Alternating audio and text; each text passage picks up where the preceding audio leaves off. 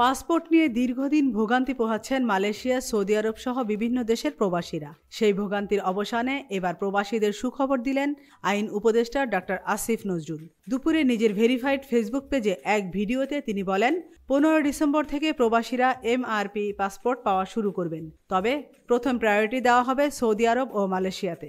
এরপর যেসব কান্ট্রিতে ডিমান্ড বেশি তাদের ক্ষেত্রে প্রায়োরিটি দিয়ে সমস্যাটা 3 থেকে 4 সপ্তাহের মধ্যে সমাধান করা হবে। এত পরিমাণ এমআরপি পাসপোর্ট ছাপানো হচ্ছে, ইনশাল্লাহ আগামী 2-3 বছরে এ সমস্যা আর হবে না বলে আশাবাদ ব্যক্ত করেন এই উপদেষ্টা। আমিনা ইসলাম, নিউজ ডেস্ক, আজকের সংবাদ।